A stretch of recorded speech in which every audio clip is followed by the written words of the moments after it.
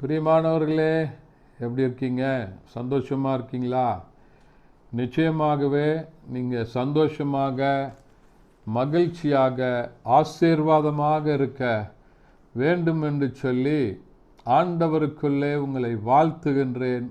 ஆண்டவர் உங்களை ஆசீர்வதித்து வழிநடத்த ஒவ்வொரு நாளும் ஆண்டவர் உங்களுடைய கரங்களை பிடித்து உங்களை நடத்துவதற்கு உண்மையுள்ளவராய் இருக்கிறார். இந்த வசனங்களை விசுவாசிங்க, தினமும் இந்த செய்திகளை கேளுங்க, மற்றவர்களோடு கூட பகிர்ந்து கொள்ளுங்க.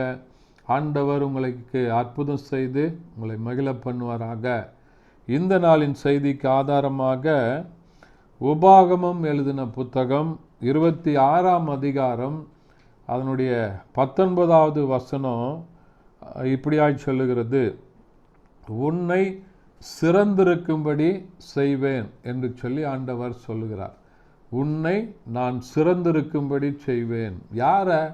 ஆண்டவருடைய பிள்ளைகளை, இஸ்ரவேல் ஜனங்களை, ஆண்டவருடைய வார்த்தைகளுக்கு கீழ்ப்படிந்து அவருடைய பிள்ளைகளாக நடக்கிறவர்களை, அவருடைய பிள்ளைகளாக இருக்கிறவர்களை ஆண்டவர் என்ன பண்ணுகிறார்? சிறந்திருக்க பண்ணுவேன் என்று சொல்லி சொல்லுகிறார். எப்படி அவர் சிறந்திருக்க பண்ணுகிறார் என்று சொன்னால், அதே வசனத்தில் ஆண்டவருடைய வார்த்தை சொல்லுகிறது, உங்களை புகழ்ச்சியினாலும் கீர்த்தியினாலும் மகிமையினாலும் சிறந்திருக்க பண்ணுவேன். புகழ்ச்சியினால, கீர்த்தியினால, மகிமையினால சிறந்திருக்க பண்ணுவேன் என்று சொல்லி ஆண்டவர் சொல்லுகிறார். எல்லா ஜனங்களின் மத்தியிலும் நீங்கள் ஆண்டவரால் தெரிந்து கொள்ளப்பட்ட பிள்ளைங்க அப்படின்றதுனால உங்களை சிறந்திருக்க பண்ணுவேன். புகழ்ச்சியில், கீர்த்தியில், மகிமையில் சிறந்திருக்க பண்ணுவேன் என்று சொல்லி ஆண்டவர் சொல்லுகிறார். எப்படின்னு சொன்னால், அன்றைக்கு ஈசாக்கு எங்கெல்லாம் போனாரோ அங்கெல்லாம் அவர் துறவு தோண்டின இடத்துல, கிணறு தோண்டின இடத்துல தண்ணி வந்தது. எல்லா இடத்துலையும் ஈசாக்கை பகைத்தார்கள். அவங்க பகைக்கிறாங்களேன்னு அவங்க கூட சண்டை போட மாட்டார். அதை விட்டுட்டு இன்னொரு இடத்துல போய் துறவை தோண்டுவார். துறவை தோண்டுனா அந்த இடத்துலையும் தண்ணி வரும்.